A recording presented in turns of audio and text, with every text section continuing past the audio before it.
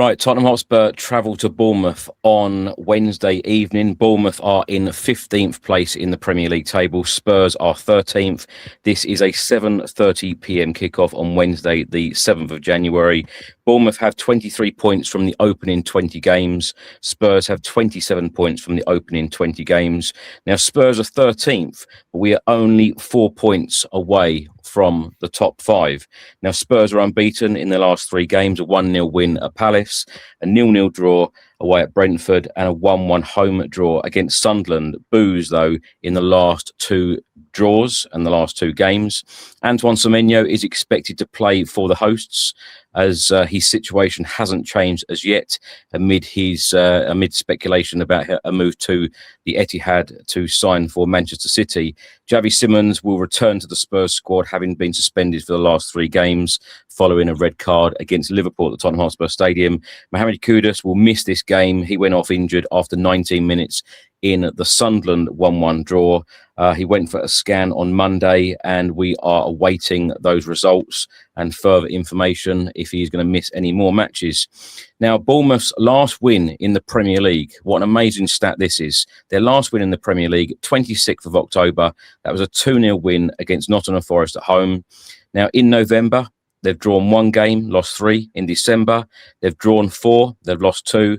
And so far in January, their last game, they lost 3-2 at home against Arsenal. So their last 11 games since that last win in the Premier League, 5 draws, 6 defeats.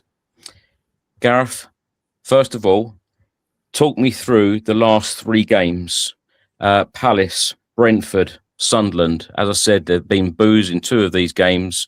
The Spurs fans certainly weren't happy in the away end in the 0-0 draw, away at Brentford. And then Sunderland, the 1-1 draw at the Tottenham Hotspur Stadium just a couple of days ago.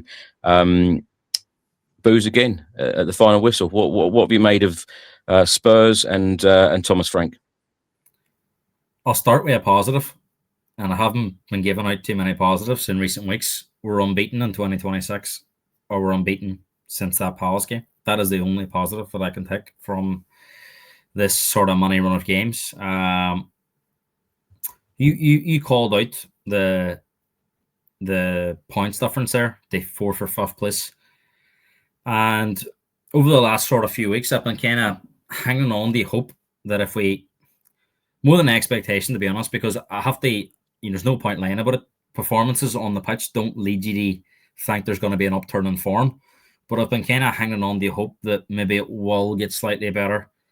Maybe we'll get some players in January. Maybe Solanke and Kulusevski will be back in January. But all I can see over the last 2 games especially is missed opportunities. Every other team around us has dropped points, and we're no closer. We had 2 very winnable fixtures after Crystal Palace.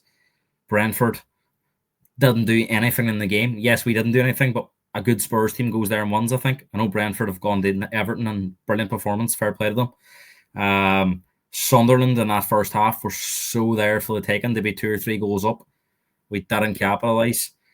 And we got what we deserved. I think you would be lying to yourself as a Spurs fan if you felt we deserved any more than 5 points out of those 3 games. Crystal Palace, did we do enough there to really win?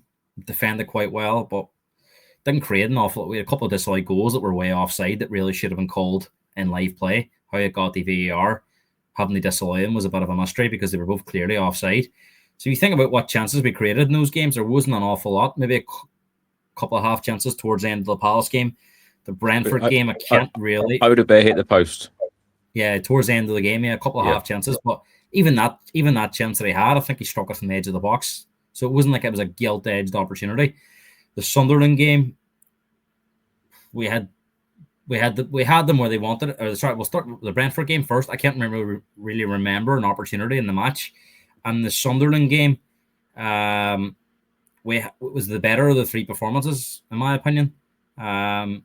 We could have been out of sight in that first half. We had more quality in the final third. Didn't create an awful lot, but we had opportunities to create. And we didn't make the most of those opportunities.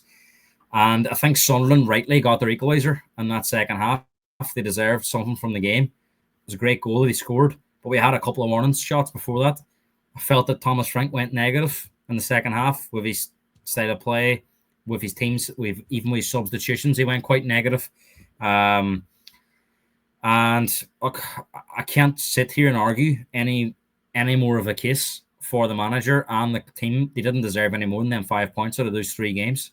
Gareth, it was a very positive first half. I think that's very, very fair to say. It was a very positive first half because, how many times have we said on this channel and on these streams and on the Spurs Chat Podcast, etc., when we do the after-match shows, when we talk about XG figures, when we talk about shots on target, we've had so many games this season, particularly at home, where we've had one shot on target in a whole half or even in a whole game.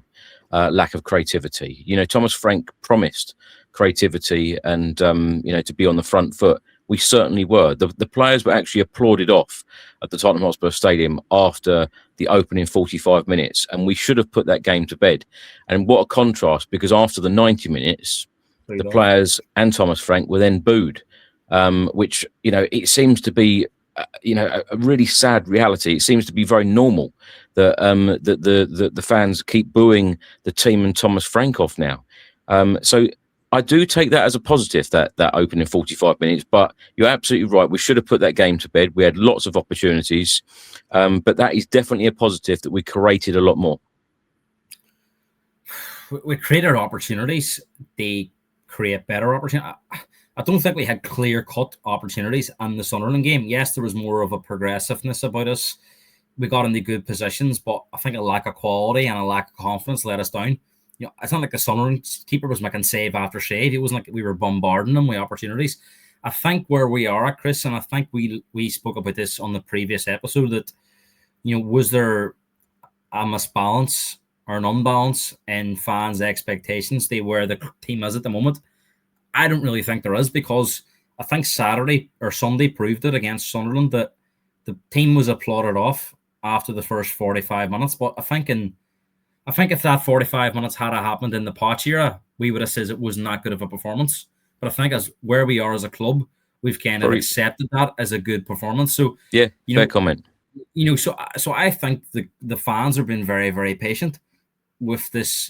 Yes, there's been a lot of boos, but I think they've been very patient in terms of a lot of fans accepted that as an improvement and a better first half performance. But in previous seasons, that would have been seen as a pretty poor first half that we didn't capitalize on good opportunities. So then you go to the second half, and that's kind of more of what we've been used to this season. And there was only one team ever looked like scoring the second goal in that second half, and it was Sunderland, and we had enough warning shots. And I find it very difficult to argue that Sunderland didn't deserve their point. And this is an under-strength Sunderland team, Chris. Let's be honest. Fair play to them. They're hard to beat, and you have to give them credit for that. But it was nowhere near Sunderland's best team. Yes, we're missing players too, but yeah, Sunderland's issues have been more recent in terms of players just leaving. So you would imagine that would have a bigger impact on us missing Madison and we've missed them all season. So we should have been able to navigate through. Whereas these players they've been missing has come in recent future, in the recent past. So very disappointing Christmas, because I think any good Spurs team comes out of that with 9 points. And I don't mean a Pochettino Spurs team playing their best. I mean like an average Spurs team, I think, comes out with 9 points or minimum 7. I think this is a below average manager, a below average squad of players, and a below average mentality, Chris. And I don't really see it improving in the near future. And that is the sad indictment of where we are at the moment as a football club. I think it's a huge week. Bournemouth, we've praised them a lot, but they're a team, as you said, haven't won a game for 11 Premier League matches. Then we've got Aston Villa in the FA Cup.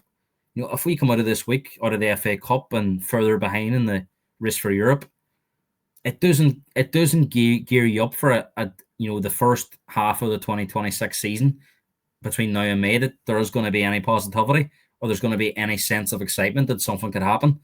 The Europa League, in a way, last year was always the out that maybe we could do something in that. I think everyone knows we're nowhere near ready to compete in the Champions League. So if we go to the FA Cup, is it going to be just about trying to maybe script European Conference League football for next season? And that is not what, as fans, is kind of what we expected this season. We expected a massive improvement in the league. We expected, because of Thomas Frank's reputation, that a lot of players at the club would improve I've yet to see any improvement in any of these players. And the football has regressed in a lot of ways. And people keep mentioning about us being better defensively. The stats don't say that. We've conceded as many goals as we have under Ange. So I'm a bit lost as they what there is they look forward to. I've seen today, we spoke about it at the top of the show, that there's been managers being sacked, and I'm thinking, well, where's the evidence that Thomas Frank's going to be a success? Why should we continue on like this? So it's just a really difficult situation to be in as a fan, that you should be looking forward to every game, but over that Christmas period, under different managers, under different teams, we would have mopped up and made ground. This season, you just think every game is going to be a tough battle. And we spoke about Bournemouth, Chris, in the past, and I think Bournemouth are favourites for this game, and they haven't won a match for 11 games. How can that be as a Tottenham fan? Gareth, we have had a lot of downs this season. That is a very fair comment. But one positive that we can take is that we are, although Spurs are 13th at the moment in the Premier League table, we're only 4 points away from the top 5. This second half of the season needs to be a lot better. Now, of course, we don't know how long Mohamed Kudus is out for, and he is, a very important player for Spurs because the ball very, very often goes out to the right. Now, what have you made of Bournemouth this season? We played them on the 30th of August at the Tottenham Hotspur Stadium. We lost 1-0. Now, previous meetings in all competitions, played 18, Spurs have won 11, Bournemouth have won 4, and 3 games have finished as a draw. You mentioned there about they haven't won since October. What have you made of them recently? Because Andoni Iraola, fantastic manager, we've praised him, ever since we've started doing these shows. He's done a really good job there at Bournemouth. His team always gives it a go. What sort of game are you expecting on Wednesday? This is going to sound pretty crazy based on the stats and where Bournemouth are in the table. I think this is possibly our toughest game for a long time in the league. I think when we played Liverpool, of course, they're a bigger club than Bournemouth, champions last season. But I think Bournemouth are going to give us a lot more problems. I've watched them enough, of course, under Andoni Iraola, but I've actually watched their last 2 games from minute 1 to minute 90. I've seen everything against Chelsea. I've seen everything against Arsenal. They went toe-to-toe with Arsenal on Saturday. Toe-to-toe. They didn't sit back. They pressed Arsenal, forced them into mistakes.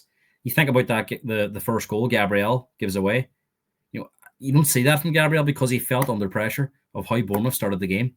The little patterns of play, the chances they create, the attacking prowess they have, they tend to have a lot of dribblers and they're risk takers, Chris. And I think they've just been on an unfortunate run where defensively we know they're not strong enough. They haven't got that same back four they had last year.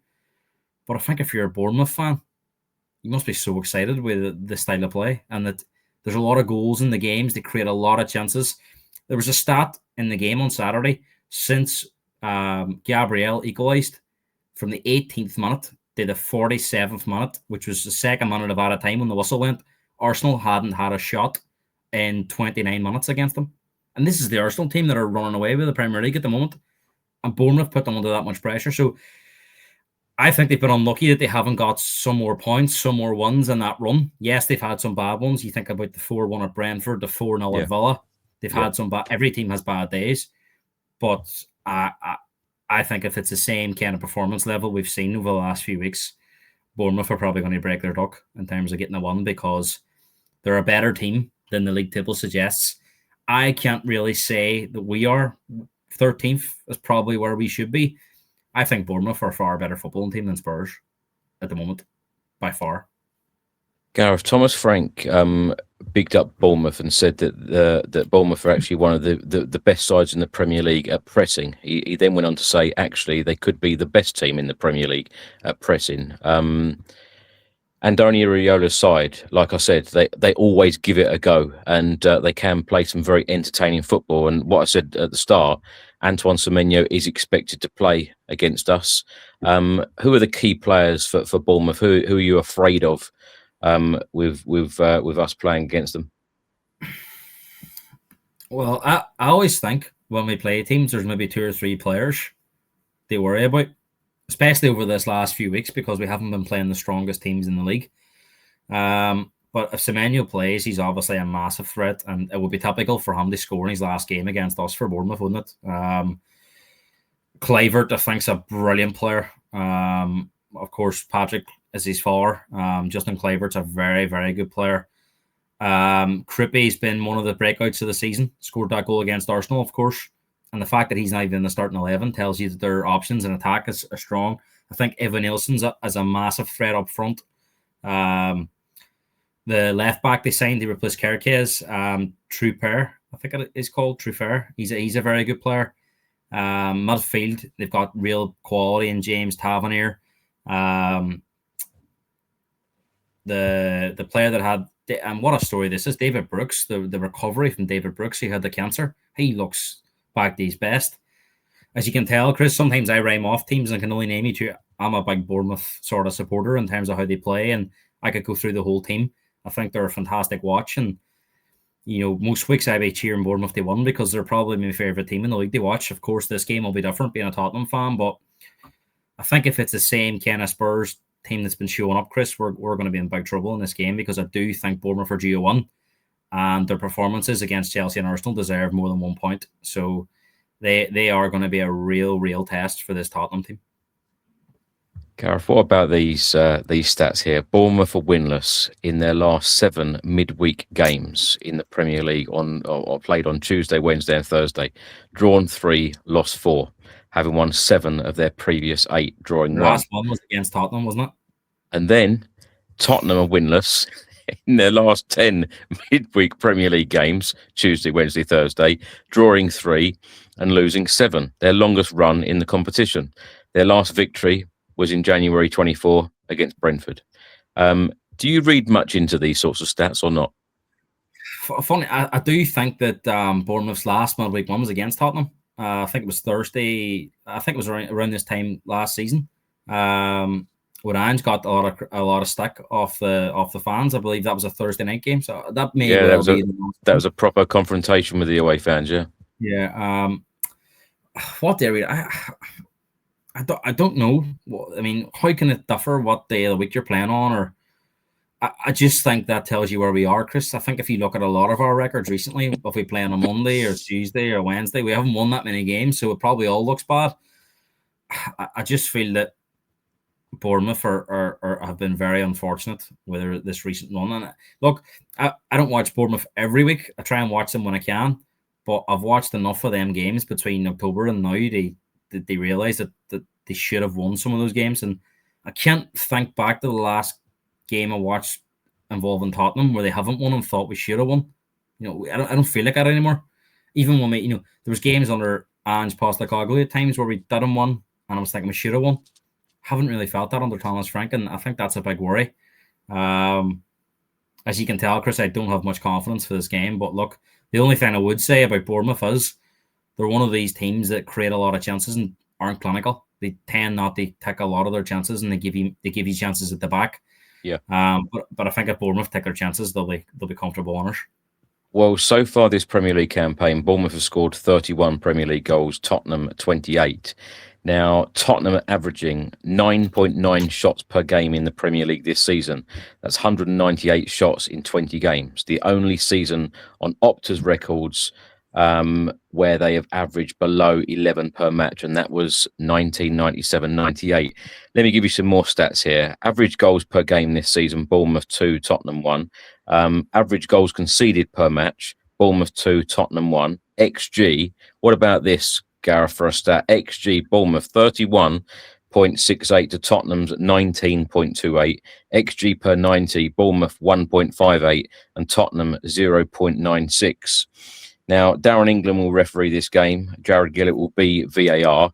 And also what I wanted to talk about is Sky Sports published some fantastic stats here. And this is, very clear where the problems are in midfield for Tottenham, because passes by midfielders, and I mean progressive passes. Now, in the Crystal Palace game, The whole of the Tottenham Hotspur midfield in the entire game, 4. Adam Wharton on his own, 10.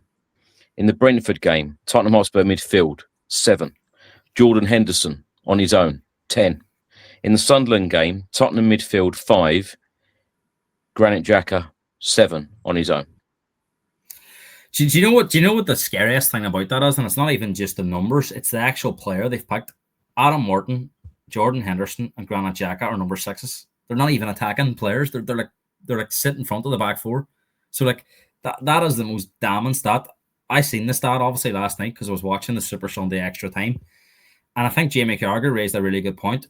He says he analysed the Spurs Chelsea game on I think it was the 1st of November on the Monday Night Football afterwards, and says we thought it might have been an issue with Polina and Bentancur. He says maybe I was wrong because they've had different midfield setups in some of these games. You know, Archie Gray's been on there, Polina's been on there with Bentancur. We've had Bergville come on there and play in the Sunderland game off the bench, and yet it's the same issue. So all these players are doing very similar things. So that aligns with what they must be doing what the manager wants. Don't be playing any risky passes. Keep it very safe. Keep it very secure. Let's slow the game down. Let's try and play the ball in behind. And we really are. How could I describe it?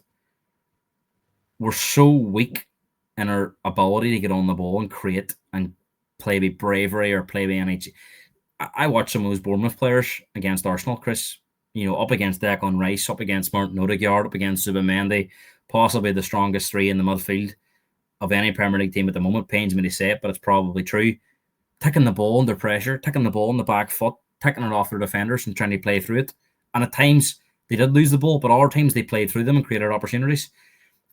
Yeah, thank you very much, JMD. The word is inept. Yeah, we're very inept of getting on the ball and doing those kind of things. And you know, a lot of people will say the players aren't good enough, Chris. And look, it's obvious we need reinforcements if we're going to challenge near the top end of the league. But we've seen these players under previous coaches be better in those situations. So why all of a sudden has it became that it's kind of like an area we don't want to explore? You know, Lucas Bergville for me is a player at his best, getting on the ball and playing forward.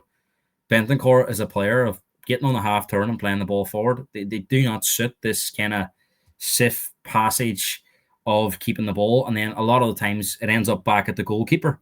How many times the ball went backwards in that second half against Sunderland? And what does Vicario do? He puts his foot through it and the other half of the pitch, and it then becomes a physical battle with Richarlison and the defender, and half the time the ball goes out of play. So I don't really know what the plan is when we have the ball, what we're actually trying to do. And everyone will say that every manager needs time.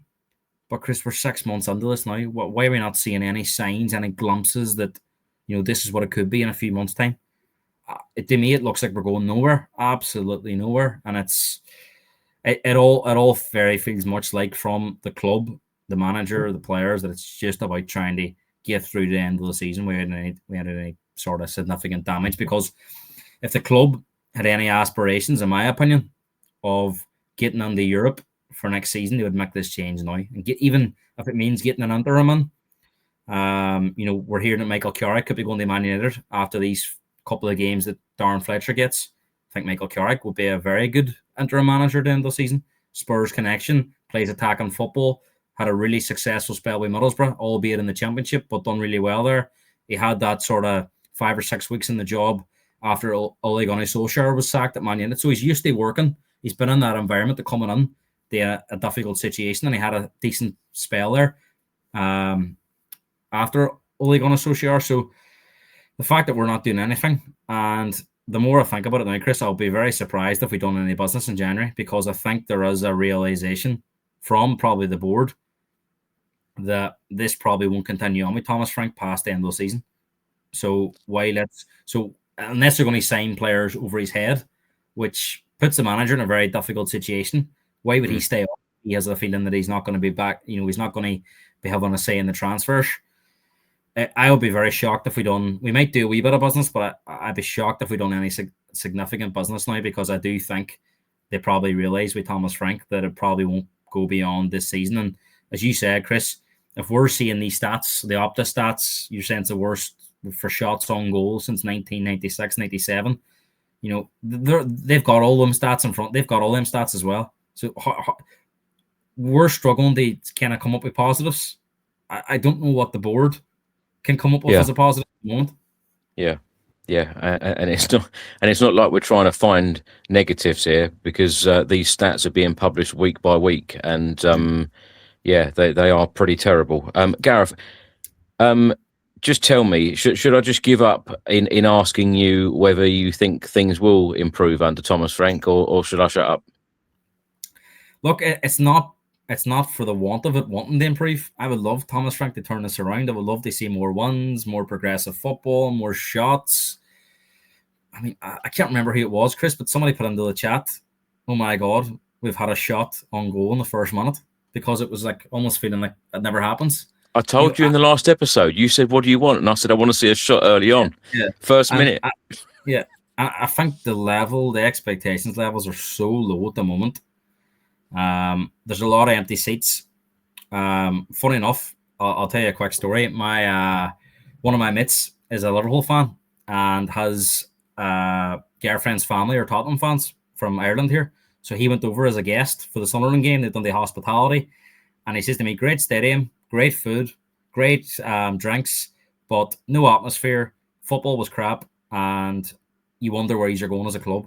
You expect it much more. And I think a lot of, that is the general opinion of us at the minute, that the best thing about the club is probably the stadium, the food, the drinks, the concerts, the NFL. The manager's not good enough. The team's probably not good enough. And I think the one thing as a fan, Chris, and we've referenced this with Bournemouth, I think if Spurs were playing a similar way to Bournemouth, yes, the results haven't been good enough, but you can see Bournemouth getting out of this losing run very, very quickly. You can see they give it a go, and you can see signs in games. And we're not seeing any of that. I agree. And also as well, we didn't sell 3 of our best players in the summer. They've sold their whole back 4. And they haven't got the finances or the status of a Tottenham, but yet they're still able to do what they do, and that's give everybody a game most weeks. And the performances against Chelsea and Arsenal, who are better teams than Tottenham, if they replicate that on Wednesday, and Spurs are kind of the same they've been all season, you can really only see one winner, Chris. Gareth, of course, Javi Simmons is returning to the Tottenham Hotspur squad, so it will give Thomas Frank another attacking option, which is great. Predicted lineup. Who do you think will? Do you think many changes will happen under Frank, because he made a couple of changes against Sunderland? Of course, Ben Davies came in. I don't think a lot of people expected that, but he came out and said in the press conference that he wanted a left footer in that game. I've said for months now, since the start of the season, it's very, very hard to predict a Thomas Frank starting 11 in any game. Very, very hard. If you were to give it a go, predicted 11 for this Bournemouth game?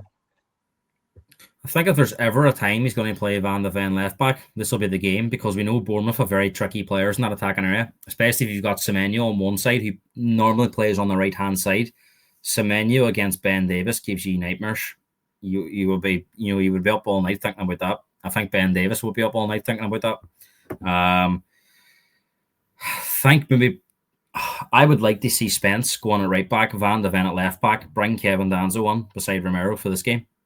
I think Van de Ven could nullify Semenyo. And as well, if Semenyo moves to the left-hand side, I think Jed Spence is a better defender than Porro. So I don't want to sound like Thomas Frank here and think about the opposition, but I think because we're in such a bad way at the moment that we do need to think about the opposition. So I would go with Spence, Van de Ven at fullback, Danzo, Romero, Vicario's in goal. Palhinha is a funny one, Chris. I've not been impressed with him recently at all. So I think Bentancur will definitely play. I would like to see Bergville go on beside him. And I would like to see Xavi Simmons play in front of those two. Then on the right, I would probably play... We're stuck for options on the right now. We could Austin Johnson. You'd probably just have to play Odebear out there. And then I would go with Tell on the left. And I think because of his performances recently, you can't really make a case for Miani. Thought he was poor again against Sunderland, albeit out of position. So I'd probably have to play Richarlison through the middle. Look, that our options at the minute are not good, but it's still not an excuse for Thomas Frank to be, the football on offer is really, really poor. Gareth, a quick one for you. You didn't exactly give glowing reports for Polinia and Cowlin Mawani. Would you sign both or either of them or one of them for on a permanent deal? I think the issue with Polinia is that he should be a squad player. That if you are an attacking team and you're a few goals up and the other team maybe comes under, you bring him on and you see out the game. But the way we're playing, that hasn't been the case. So like Polinia's been coming on in games where it's 1-1 or 0-0, and he's not going to change the game for you. He's not that type of player. So It's not a criticism of him. I just don't think his strengths are being utilised really with how we are as a group. I think if you put him under that Man City team as kind of a deputy for Rodri, say Rodri's playing 60 minutes, you're managing these minutes with his injuries. Man City are 2-0 up. You bring Polinia in to see the game out. We're not in that position as a club at the moment. So I don't really see. We haven't really seen the best of him. Koulibaly, I've been very unimpressed. I thought he started okay when he came back from that injury. There was positives despite him not scoring a goal. I think back that Copenhagen game, he played really well and he didn't score, but he was heavily involved. The PSG game was obviously a positive, but just haven't seen enough. What I will say is for these strikers, and Richarlison included, I know a lot of Tottenham fans have made their minds up with Richarlison, but he's not getting any service, Chris. I mean, what? I don't think Erling Haaland would do well on this team because he would be starved of opportunities. So maybe it's unfair to judge him, but from what I've seen of him, no, I wouldn't keep Miani on. I would send him back. Gareth, lastly, score prediction for this one: Bournemouth Spurs on Wednesday. I just think on the law of averages, Chris, the way Bournemouth have been playing, they're due a one sooner or later, and I think this might be the game. They get that one. I have no confidence in us. I would love it to be more positive, but I think Bournemouth will win 3-1. If Spurs do not play in a positive way, and we don't get a positive result, I feel like a lot of Spurs fans at the moment are really questioning Thomas Frank and our style. Like I said, Chris, this will be the damning thing. I don't think Bournemouth will allow Tottenham. I think they will be all over us. If we play the ball to the back, they are going to press us so far up the pitch that we're going to be resigned to counter-attack, because I think Bournemouth are more used to getting on the ball and playing. We're not used to doing that. So I think it is going to be very much Bournemouth coming at us, and we'll try and play for set pieces and counter-attacks. But the one thing I'd like to say, Chris, is how can that be accepted at a top club that Bournemouth are better on the ball, better at pressing, better in the transitions, and that we have to rely on set pieces? It should be the other way about. The Bournemouth are relying on set pieces to beat us. What I was going to say, Gareth, is the fact that we went 0-0 away at Brentford. The fans booed Thomas Frank. We've drawn 1-1 against Sunderland at home. The fans booed the team and Thomas Frank. What I was going to say is, if we don't get a positive result, then I've no doubt that will continue. And, Thomas Frank at the moment needs to build a better relationship with the fans, in my opinion. So the only way he's going to do that is show positivity, in our style of play, and win football matches. I think if it goes the way that I'm expecting to go, I think Thomas Frank's job will be in the line against Aston Villa on Saturday. I feel if we lose to Bournemouth, and I think if we do lose to Bournemouth, Chris, it'll be a damaging one, because I think all the stats will be in Bournemouth's favour. I think if we're going to win this game, it's going to be that Vicario has a good game. We defend really well, and we maybe nick a goal from a set piece. You've seen enough from the Spurs team. They know we're not going to go out and dominate Bournemouth. If you think back to the home game against Bournemouth, they absolutely dominated that match and should have won by 3 or 4 goals. So Bournemouth have a certain way of playing that I think if we win, it'll be a scrappy one where we nick a goal and we defend really well, or maybe get a bit of luck, or Vicario has a good game. So I think if we lose, the stats will be so much in Bournemouth's favour that it will be a boo from the away end. It will be negative. And I think that'll put all the pressure on the Villa game on Saturday, because I think most fans have accepted our only real chance of winning a trophy this season now is the FA Cup. And if we lose to Villa, which I also think it'll probably be an under-strength Villa team, they'll probably make some changes because of where they are in the league. They'll feel that they may still have an outside chance of the Premier League. They're still very much favourites for the Europa League. They may feel that the FA Cup could be a distraction. So it may be an under-strength or a rotated Villa team. I think if we lose at home to Villa, I think his position becomes very difficult, because there is a 7-day break between Villa and the West Ham in the Premier League. I think that'll be the ideal time for the club to maybe make a change. Whether they do it or not, I don't know. But I think his position will be very, very difficult to continue on if Bournemouth and Villa are nasty defeats. Yeah, and we certainly don't want to see, as Spurs fans, Gareth, us going to Bournemouth and trying to play for a draw like we did away at Brentford, and Vicario getting booked with 20-odd minutes to go. And we certainly don't want to see that. We want to see the attacking intent. We want to see Spurs go for it. As we've both said, we know that Bournemouth are going to go for it, especially at home, and they play some great football, and their press is extremely good, as Thomas Frank has admitted himself. I'm going to go for a high-scoring draw. I'm going to go for a 2-2 or even a 3-3, but I'm hoping that Spurs deliver and win. I know you're smiling as if to say, "Don't be silly," but yeah, I think that it's going to be an entertaining game, and I'm just hoping that Spurs do go for it, because, as I said, if we don't, then I feel like there's going to be even more pressure and even more noise from the away end, and it could result in another confrontation like last year. There's a great comment here from one of the viewers at Bod the Cap. If our last match against Bournemouth was a boxing match, the ref would have stopped it after 60 minutes. And I feel that it probably will be a bit like that on Wednesday night. I think we will be on the ropes. I think if we are going to win, it's going to be a 1-0 scrappy, but like Palace, where we defended quite well. I'd be very surprised if we go there and 1-3-2. I just don't see that with the Spurs team anymore. I don't think we're that type of team. Gareth, let me just ask you this very quickly. If we do lose this game and it's a poor performance, do you think that Thomas Frank will still go over to the away end like he did after the Brentford game? And when you hear the away fans boo you, and it was for him directly, I looked at him and he looked shocked that the fans were booing him. And then, of course, going down the tunnel at the Tottenham Hotspur Stadium after 1-1 draw at Sunderland, he looked really upset at the fact that fans did boo him. So if you were Thomas Frank, would you actually go over to the away end if it is even if it's a draw, but it's a really poor performance? Would you still go over? Because I don't think I've ever known a time, even at Brentford, win, lose or draw, no matter what the result is, whether they've won 3 or 4-0 or whether they've lost 3 or 4-0, Thomas Frank does exactly the same thing over and over again. And you can see some of these players, sometimes the players are thinking, "Oh no, I don't want to be going over to the away end. No way." You could tell that Romero was just about to walk over to the away end at the Brentford game, and you could tell some of the players are like, "Oh no, I don't want to do that."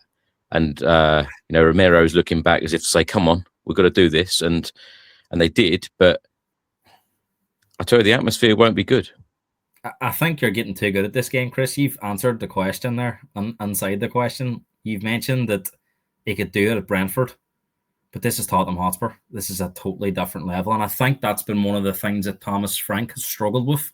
Of course, he knows that Tottenham is a bigger club than Brentford, but it's almost like he's lost in the feeling of myself, Chris. I coach football, and sometimes you do say things, do things, behave in a certain way because you get lost in the game, or that sort of feeling of being involved in a game. And it almost feels like when he went over at Brentford, he probably in his head thought this was a great point against a team that are great at home.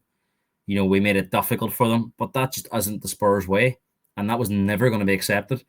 Being under pressure against Brentford, stopping the game, slowing the game down, time wasting. Fans don't want to see that. So I don't know where he thinks that we should be, grateful that he's come in and maybe coach a team that can howl out away at Brentford for a result. But Funny enough, Alex Crook from Talksport, I think it was the day after the game, says that Ange Postecoglou was incapable of going to Brentford and getting dogging out a result. They won there 2-0 last season. So I don't buy into all this nonsense that we should be grateful that we're a bit more disciplined and there's nothing to enjoy about these performances, and we're no better off in the table. All right, we were 17th, we're 13th now, but is 13th any better than 17th? That's still unacceptable for me as a Tottenham fan to be where we are. And I posed this question to somebody on the fan show yesterday, that if I'd have said to you, Gareth, as a Spurs fan, at the very start of the season, after 20 games, we will be only 4 points away from the top 5, right? Forget that we're 13th. We'll be 4 points away from the top 5. I think you'd have taken that. The fact that this league is so tight, we are only 4 points away from the top 5. So, grab that opportunity. Let's go through the teams, Chris. Right, Liverpool. What do you think? Do you think they're a good team at the minute? They're so up and down. Chelsea, up and down. Yeah. Sunderland, newly promoted team. Newcastle, up and down. Brentford, up and down. You can't predict any of these results, exactly. We're there by default. It's not as if, if this had been a great Premier League renewal and we're winning 3 weeks out of 4 and we're sitting 4 points off, you'd have a totally different outlook to where you are. It's how we're going about it. It almost reminds me of being, I'm from Ireland. When I watch the national team, the football is so poor. We play for set pieces. We play long balls, direct balls. We sit back and allow the bigger nations come on to us.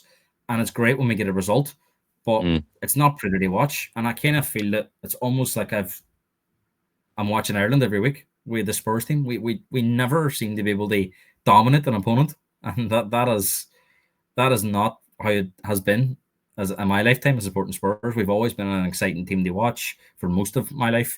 We've always been a team that played in the front foot. We were brave, stupid at times, naive at times, of course, but this trade-off that we're getting, that we're playing this way, it's not giving us any better results. We're no better than we were last year, in my opinion. If not, I think we're worse.